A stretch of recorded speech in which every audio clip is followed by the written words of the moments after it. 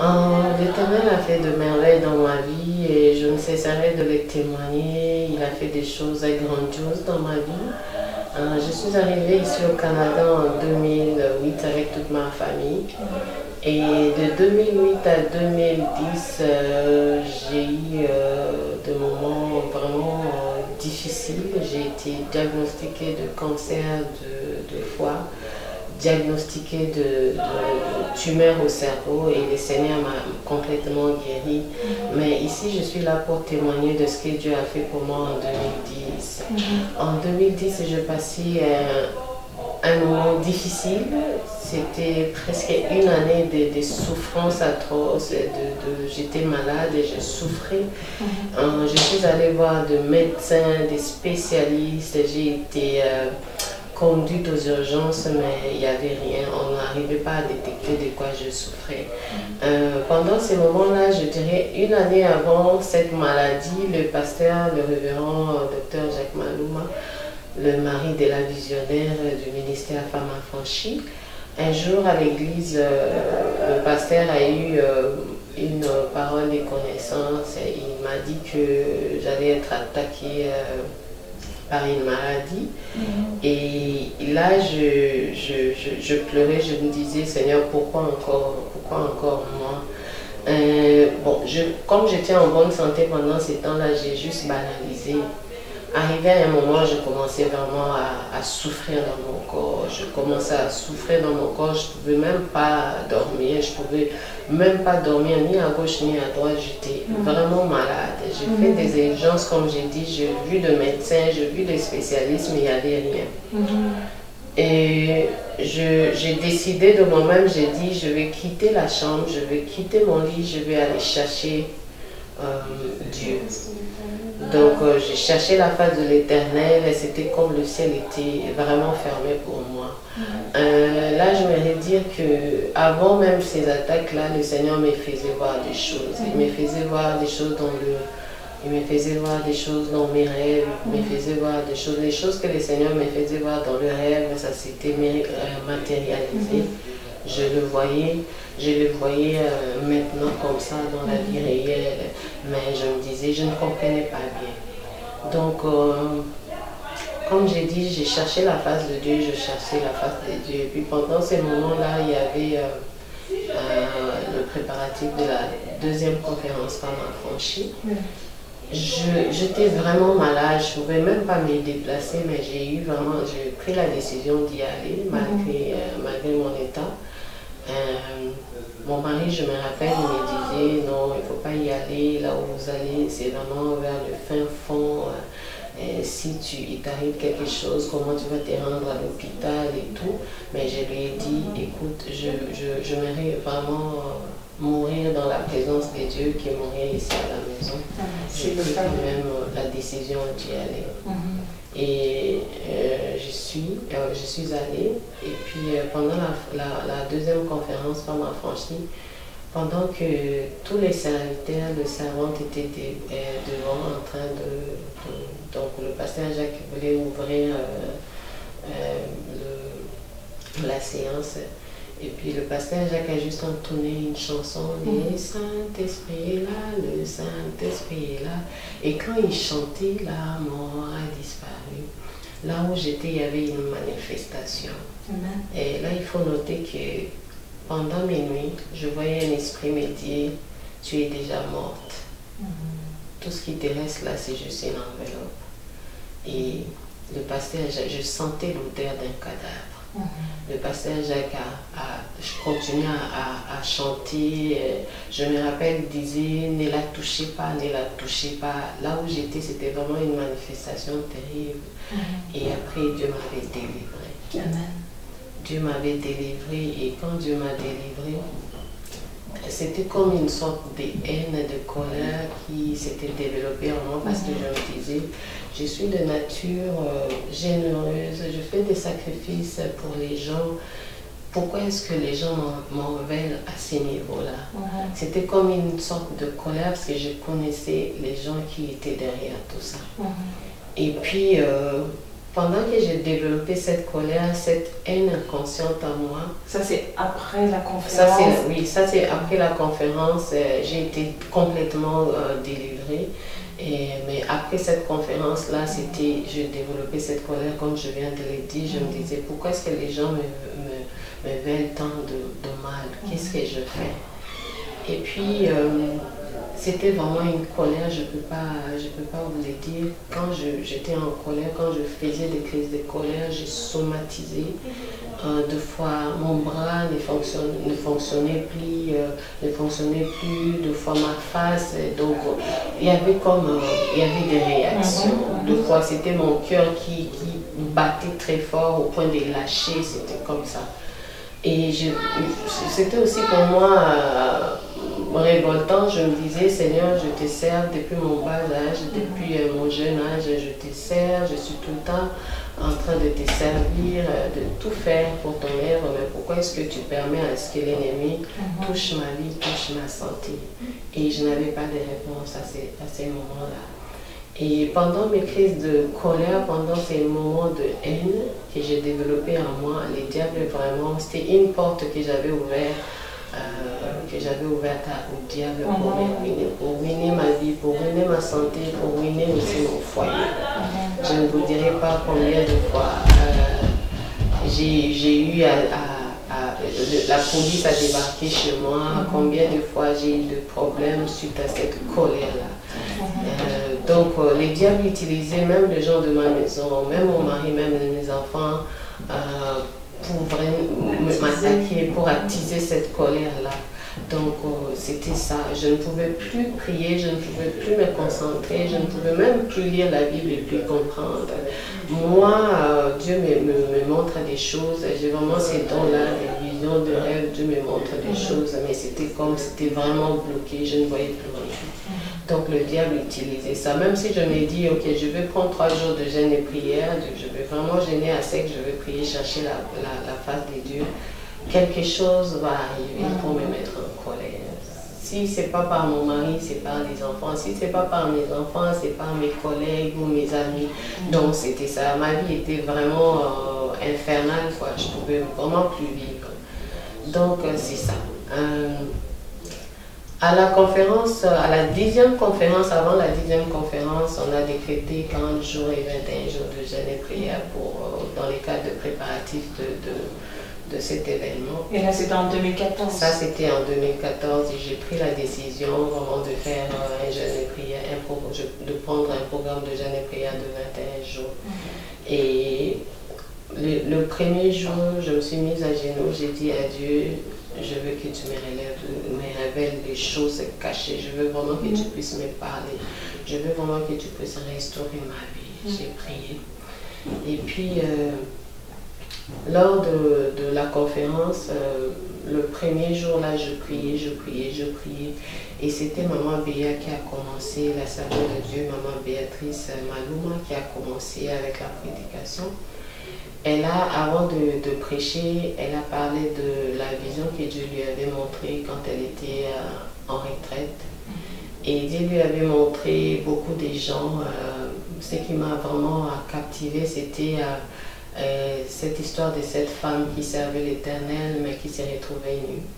Et c'était comme l'enlèvement, Et puis cette femme-là servait le Seigneur et puis s'est retrouvée nue. Mais Dieu lui avait fait grâce à la fin, il a quand même retrouvé sa robe, mais les autres là étaient morts. Et quand elle parlait, là où j'étais, c'était comme si elle me parlait personnellement.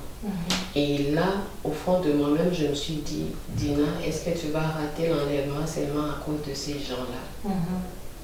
Tu vas rater l'enlèvement à cause de ces gens-là. Tout ce que tu as investi pour les seigneurs, tout ce que tu as fait pour les seigneurs, est-ce que tu aimerais vraiment que ça coule comme ça? Et puis, c'était comme une introspection que je faisais. Je me disais, Seigneur, non, je ne veux pas rater ces moments-là. Et elle a ensuite parlé de la présence de Dieu, chercher la présence du Saint-Esprit. Et ça m'a aussi captivée. Elle a dit quelque chose, elle a dit, quand on est dans la présence de Dieu, les choses changent, même notre caractère change. Et là, je me suis dit, Seigneur, j'aimerais vraiment que tu changes mon caractère. J'aimerais vraiment marcher sur les pas de Jésus. Et j'ai pris la décision, j'ai dit, je veux chercher la présence de Dieu dans ma vie. Elle a parlé de choses merveilleuses, mais vraiment, ça, c'était vraiment le résumé. Et après, c'était la prédication sur les pardons.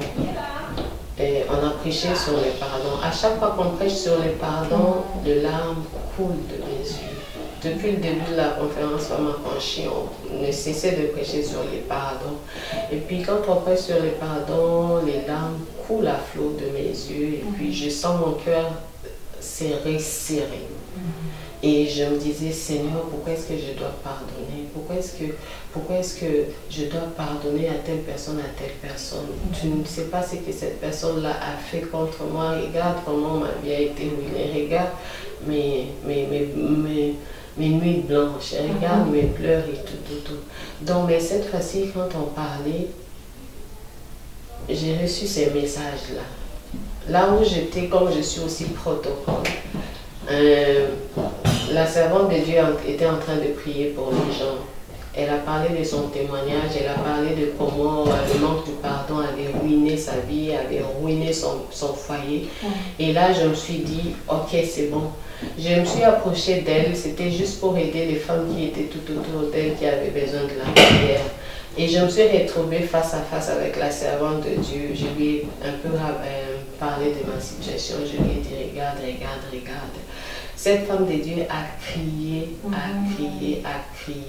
a dit, je sais, c'est difficile pour moi, mais tu es une servante de Dieu. Le diable est en train de faire ça pour te ruiner, pour retarder ta bénédiction. Il faut que tu pardonnes. Il faut vraiment que tu pardonnes sincèrement, que tu ailles voir ces gens-là, que tu leur dises que tu leur as pardonné. Et puis quand elle parlait de ça, les larmes commençaient à couler, je pleurais. Et puis le Saint-Esprit lui a dit de mettre sa main sur mon cœur. Elle a mis sa main sur mon cœur, elle a prié, elle a demandé la paix de Dieu. Et je me suis sentie libérée. C'était comme quelque chose qui était en moi, qui était sorti. Et je me suis sentie vraiment légère, quoi, libérée. Et après, c'était le révérend Dr Jacques Malouma qui a prêché sur détruire les malédictions de ta vie. Et pendant qu'il parlait, il a donné son propre témoignage, il a parlé de malédictions. Parmi les malédictions, il a parlé de la colère. Et quand il parlait de la colère, là où j'étais debout, je suivais cette prédication-là debout. Et puis, c'était comme un flashback. Je voyais les circonstances dans lesquelles mon papa, mon défunt père et mon frère aîné, donc mon demi-frère, était décédé. Donc c'était suite à une crise de colère. Mon papa a fait une crise de colère et puis c'était l'AVC. Et puis 3 jours après, il était décédé. Mon frère aîné, on l'a retrouvé dans sa chambre d'hôtel déjà mort.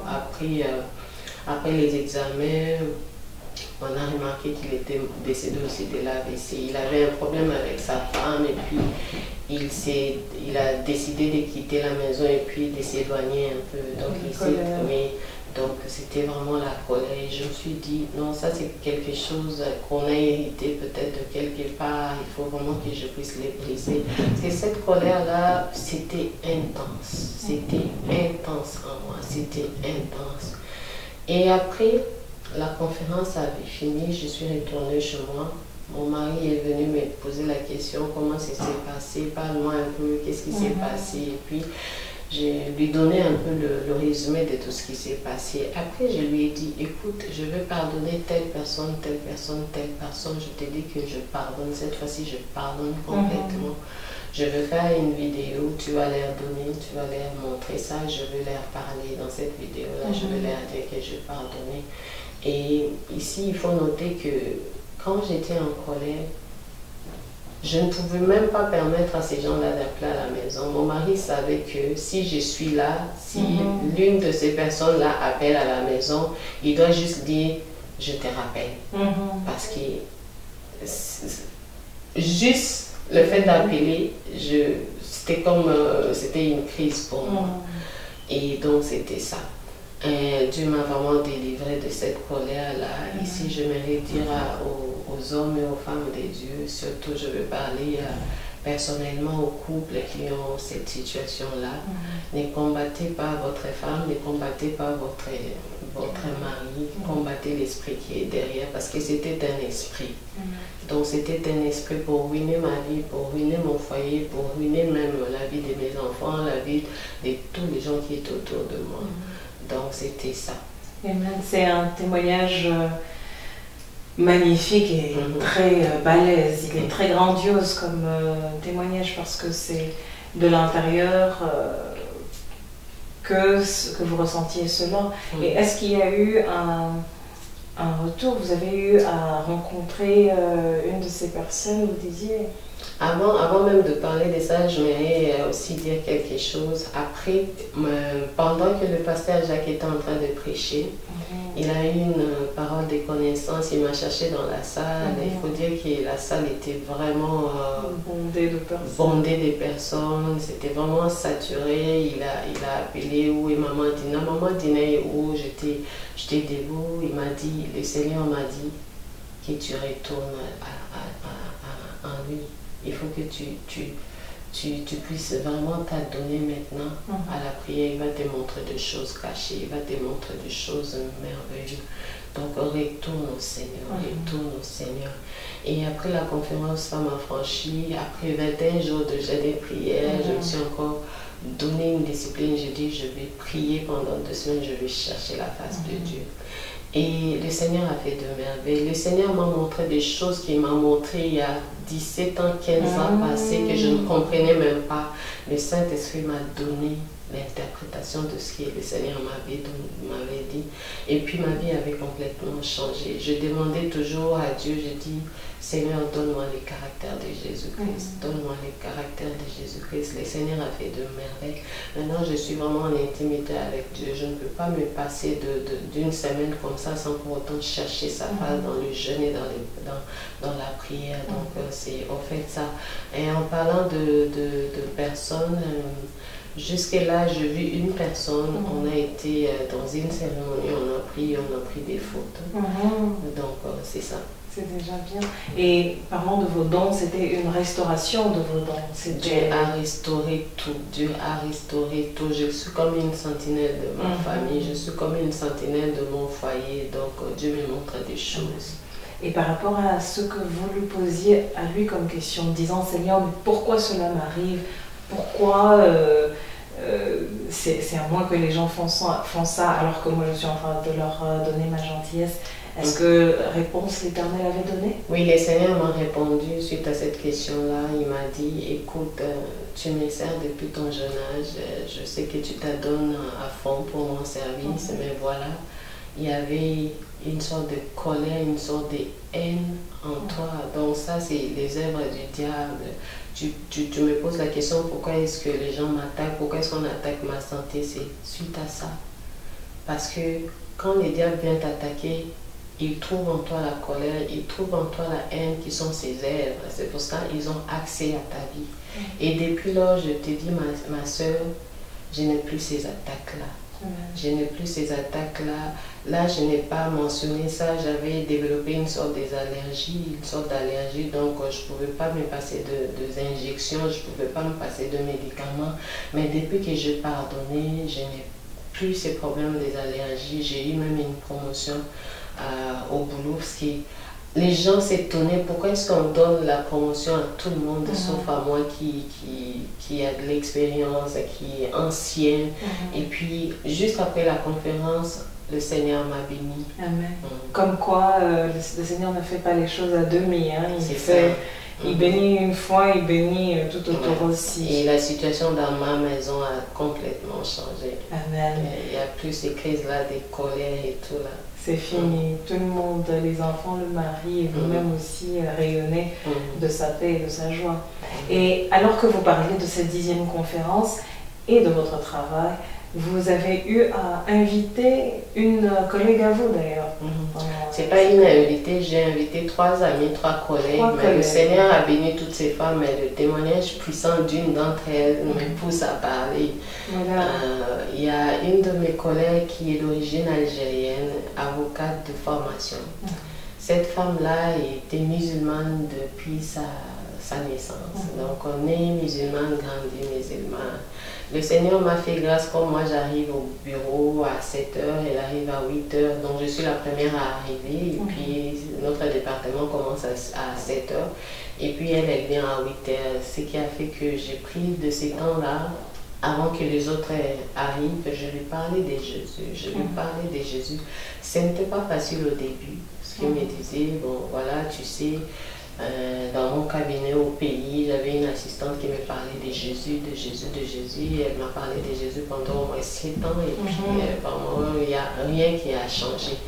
Et puis ça ne m'a pas baissé les bras, j'ai continué toujours à lui parler de Jésus. Je me rappelle un jour, je suis allée même acheter 2 Bibles, je lui ai donné une Bible, je lui ai dit, ça c'est pour toi, il faut que tu les lises, tu la lises.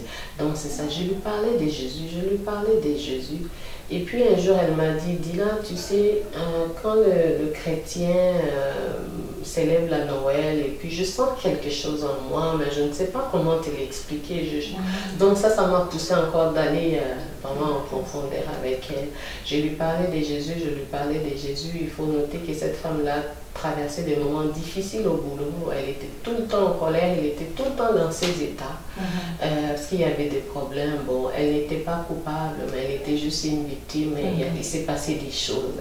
Et moi, j'essayais toujours de la réconforter, de lui parler de bienfaits de Dieu, de lui parler de mon expérience avec Jésus, de lui parler de mon témoignage. Un jour comme ça, nous nous sommes retrouvés à 3 ou à 4, je pense, et je leur ai parlé de la conférence Femmes Affranchies, donc de la 10e conférence Femmes Affranchies. Je leur ai dit que je pouvais payer les frais pour elle, donc qu'elle vienne assister. Elle était un peu excitée, elle m'a dit, bon, je viendrai quand même voir ce qui se passe, je viendrai. Et 2 jours avant, elle était vraiment en colère. Elle disait, je veux tout casser, je veux tout foutre en l'air et puis aller chez moi. Et je me rappelle, je suis allée dans son bureau, j'ai essayé un peu de lui dire, tu sais, tu as dit que tu vas venir à la conférence, mais je sais que tu as des attentes. Il faut dire aussi que cette femme-là, c'est une femme de 44 ans. Elle avait un problème de conception, elle allait chez le médecin et puis rien ne se faisait. Donc je lui ai dit, écoute, tu as des attentes, j'ai des attentes, donc il faut que tu pardonnes. Entre-temps, moi-même, j'étais dans mon état là, de manque de pardon sincère. Et puis elle me disait, Dina, tu me dis de pardonner, je veux pardonner telle personne, mais non celle-là. Je dis, non, tu dois pardonner tout le monde.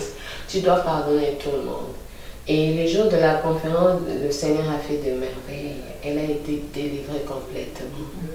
Et moi, j'étais au service, j'étais en train de jeter protocole ces jours-là, et puis j'étais loin d'elle, mais il y avait des manifestations terribles. Elle a été entourée par les hommes de Dieu, on a prié pour elle. Elle-même, elle a témoigné, elle a dit qu'elle sentait comme si quelque chose sortait en elle, comme un esprit sortait en elle. Et là, on parle de la première journée. Oui, ça c'était juste la première journée. Elle a dit qu'elle voyait quelque chose, elle sentait comme si quelque chose qui ruinait sa vie était en train de sortir. Elle a donné même son témoignage le jour même. Et puis après, elle a suivi la conférence jusqu'à la fin. Je me rappelle, il y a eu un jour où le pasteur Jacques Malouma a invité toutes les servantes de l'Éternel devant pour prier pour les gens qui avaient des problèmes de conception. Et cette dame-là est allée. Elle me disait, Dina, toutes les femmes, toutes les servantes de Dieu vont prier pour moi. Elle est allée chez Maman Béa, chez le pasteur Béatrice, elle est allée chez les 2 autres pasteurs. Et puis, elle est revenue, elle m'a dit, quand on priait pour moi, on m'a fait comme ça. Qu'est-ce que ça signifie? Je lui ai dit, il faut que tu sois prête là, tu vas allaiter bientôt. Je lui ai juste dit ça. Elle était contente, elle m'a dit, tu es sûre que je vais allaiter? Je dis, oui, tu auras ton enfant. Elle dit, tu sais, c'est Dieu qui donne les enfants. Les enfants, c'est une bénédiction de l'Éternel. Donc, c'était ça. Elle prenait les médicaments pour la conception. Après la conférence, nous sommes retournés. J'ai travaillé le lundi, elle n'était pas au bureau. Et après, j'ai pris mes vacances. Une autre de mes collègues qui était avec nous à la conférence m'a appelé pour me dire, Dina, il faut que tu viennes, le Seigneur a fait des choses. Il faut que tu viennes. J'ai dit, parle-moi. Elle m'a dit, non, il faut que tu viennes toi-même vivre ça. J'ai dit, mais parle-moi, brief-moi un peu. Elle m'a dit, non, Dina, je ne te dirai pas, il faut que tu viennes. J'ai dit, ok, c'est bon. J'ai fini mes vacances, je suis retournée au boulot et le premier jour, c'était notre rencontre mensuelle. Et nous étions à table avec toutes les collègues. Et puis, cette collègue-là était juste assise à côté de moi. Et puis, l'autre était un peu loin. Et puis, je voyais comment cette femme de Dieu était en train de servir les gens qui étaient comme une semaine, 2 semaines passées ses ennemis. Elle était en train de servir ces femmes-là, leur donner à manger, leur donner à... Et puis j'étais comme, oh my God, qu'est-ce qui se passe? Et puis elle m'a dit, Dina, tu sais, j'ai arrêté de fumer. J'ai dit, ah bon? Et comme on n'avait vraiment pas le temps de partager, je lui ai dit, ok, tu sais quoi, la semaine prochaine, on va aller dans un restaurant, on va parler. Et la semaine prochaine, la semaine d'après, je l'ai invité dans un restaurant, je lui ai parlé de ce que le Seigneur avait fait dans ma vie. Et puis je lui ai dit, raconte-moi qu'est-ce que le Seigneur a fait. Elle m'a dit, Dina, je ne sais pas, dès notre retour, je ne sais pas qu'est-ce qui m'est arrivé. Je suis allée demander, moi-même là, je me suis déplacée pour aller chez tous ces gens-là, leur demander pardon. Alors que c'est eux qui lui faisaient du tort. Oui, elle est allée leur demander pardon et puis tout le monde disait, qu'est-ce qui s'est passé là-bas à la conférence? Qu'est-ce qui a fait qu'elle puisse changer comme ça? J'ai dit, c'est juste Jésus. Elle a demandé pardon à tous ces gens-là et puis c'était une femme épanouie, une femme qui était vraiment épanouie et puis joyeuse et tout. Après ça, elle m'a dit qu'elle prenait le médicament pour la conception. Quand elle est retournée de la conférence Femme Affranchie, c'était comme elle avait déjà 2 heures dans son portable. Je prends le médicament à midi, mon alarme sonne et puis je prends le médicament. Je prends le médicament à 7 heures. Mais ces jours-là, toutes ces semaines-là, elle avait oublié de prendre le médicament. Elle m'a dit, Dina, je ne sais pas, j'ai oublié de prendre mes médicaments. Et je lui ai dit, tu sais quoi, prends ces médicaments-là. Dès que tu rentres à la maison, prends ces médicaments-là, mets-les dans la poubelle. Le Seigneur va te donner ton enfant. Elle dit, tu es sûre? J'ai dit, je suis sûre. Vraiment, je veux que tu aies la foi, le Seigneur va te donner. Et puis elle m'a dit, Dina, tu sais, quand nous sommes retournés, ça fait 4 ans que je fume. Nous sommes retournés de la conférence, j'ai pris ma cigarette pour aller en bas fumer. Et puis, j'ai mis ma cigarette comme ça s'est retourné contre moi, ça m'a brûlé. Et j'ai essayé d'en prendre encore, c'est la même chose, ça fait 3 fois. Et puis je me suis dit, non, ça c'est Dieu qui me parle. Et depuis ces jours-là, je ne fume pas. Je ne fume plus, j'ai dit gloire à Dieu. Donc c'était ça, Dieu l'a restaurée. Elle a demandé pardon à tous nos collègues. Elle a cessé de fumer et puis elle a arrêté avec les médicaments pour la conception. Et sa vie avait complètement changé. Il y a même de femmes musulmanes au boulot qui vont vers elle pour lui demander de leur parler de Jésus-Christ. Donc elle a attiré beaucoup de gens au boulot. Donc parce que les gens la connaissaient, une femme de colère qui est tout le temps en crise. Mais ces changements-là radicaux a fait que beaucoup vont chez elle pour lui dire, parlez-nous de Jésus, même les musulmans. Et maintenant c'est vers elle chez qui les gens se tournent. C'est ça, elle a complètement changé tous ses habits, ses jupettes, ses robes, ses courtes robes là, elle a mis ça de côté. Et puis c'est quelqu'un qui prie maintenant. Moi-même je me dis, oh mon Dieu, Dieu est bon. Et je me rappelle même un jour, on était en train de manger et puis il y a une de mes de mes superviseurs qui est venu me poser la question. Mais Dina, est-ce que tu ne trouves pas que Dieu est injuste? J'ai dit, pourquoi Dieu serait injuste? Il m'a dit, oui, Dieu est injuste. J'ai dit, pourquoi? Il m'a dit, moi, ça fait longtemps que j'ai accepté Jésus-Christ comme Seigneur et Sauveur. Ça fait longtemps que je suis dedans. Cette collègue vient juste d'accepter Jésus. Mais regarde ce que le Seigneur est en train de faire dans sa vie. Donc c'est ça, Dieu a fait vraiment de merveilles dans sa vie. Et ça ne s'est pas arrêté là. Amen. Ça ne s'est pas arrêté là. Un jour, j'étais quelque part et puis une autre collègue m'appelait pour me dire, on a besoin de toi, il faut que tu viennes. Je dis, mais vous savez très bien qu'on a notre réunion le soir, je sais. Non, il faut que tu viennes, on a besoin de toi. On t'appelait pour venir au travail. Oui, pour mon travail, pour m'annoncer quelque chose. Et je ne savais pas de quoi il s'agissait.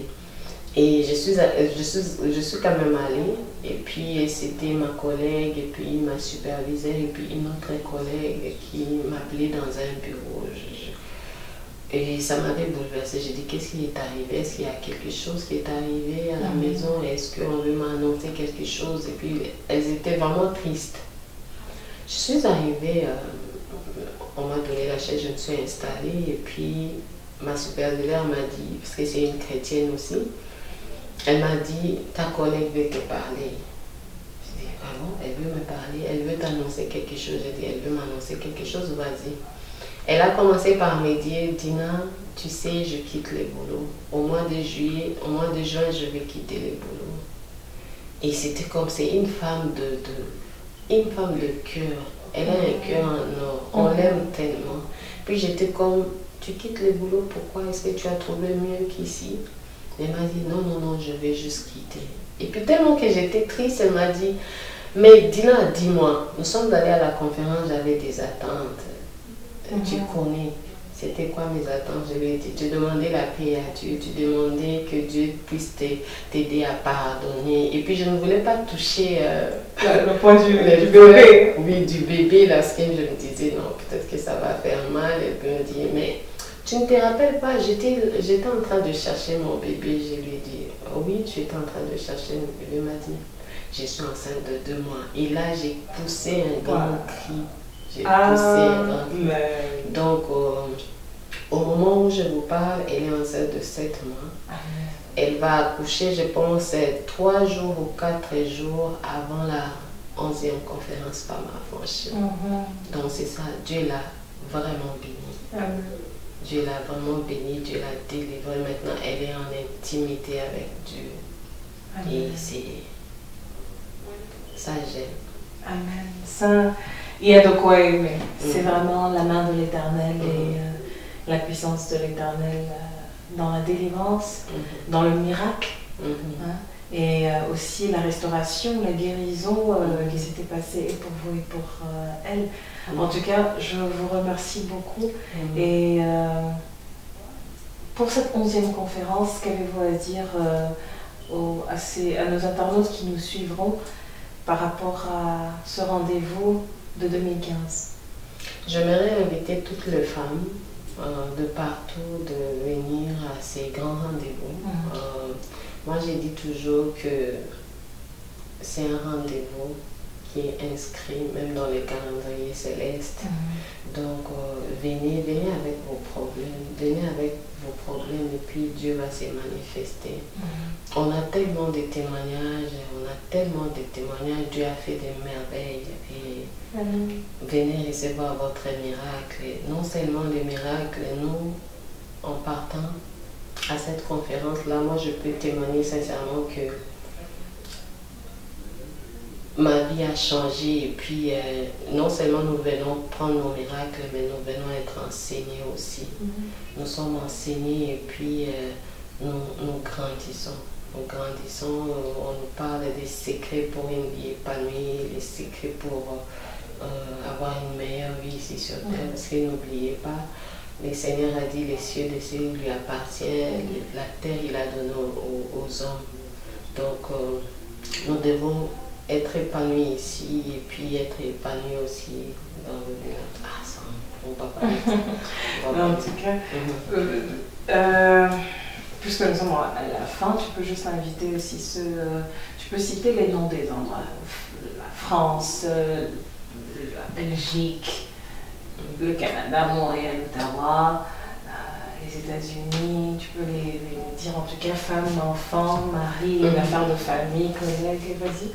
Donc c'est ça, la conférence, c'est vraiment une conférence retraite. Nous passons 3 jours dans la présence du Seigneur. Et c'est vraiment une conférence internationale. Les femmes j'inviterai les femmes de partout, de l'Europe, de l'Amérique, de l'Asie et puis de l'Afrique, venez. Il y a un numéro, vous pouvez contacter ces numéros-là, on va vous dire quoi faire. Et venez avec vos problèmes. Nous serons en jeûne de 41 jours et 21 jours, 40 jours et 21 jours pour préparer cette conférence-là. Venez avec vos problèmes, venez essayer les dieux du couple Maluma, du couple Pasteur Maluma. Donc venez avec vos problèmes. Vous qui avez des problèmes de conception, vous qui avez des maladies incurables, vous qui avez des problèmes de statut, d'immigration, vous qui avez plein de problèmes, venez avec vos problèmes.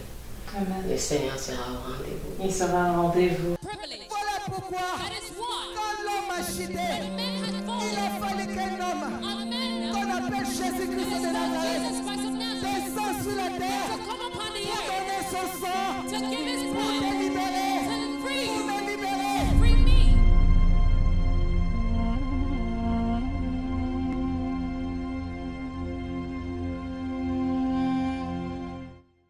Bien-aimés de l'Éternel, le ministère Femmes Affranchies vous invite à sa 11e méga conférence internationale qui aura lieu le 26, le 27 et le 28 juin 2015 à Toronto, au Canada. Cette conférence aura pour thème la croix de Jésus-Christ, source du salut et de vie éternelle, victoire sur les puissances du démon. Nous vous invitons à ce temps de puissance, de miracles, de guérison et de délivrance. Toi, ta famille, des enfants, tes collègues peut-être, venez.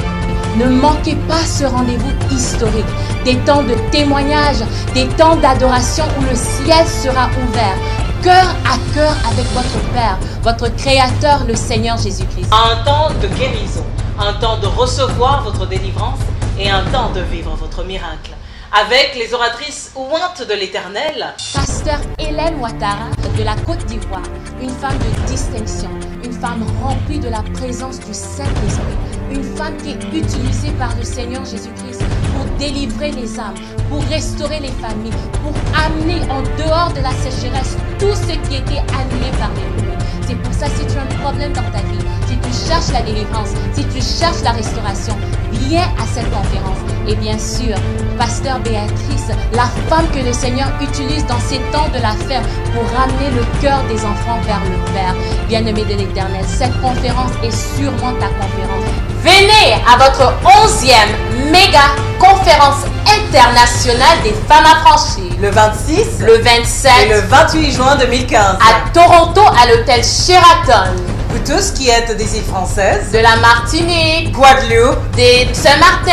et aussi bien sûr ceux de l'Europe, la France, la Belgique et l'Angleterre. Un rendez-vous à ne pas manquer. Shalom.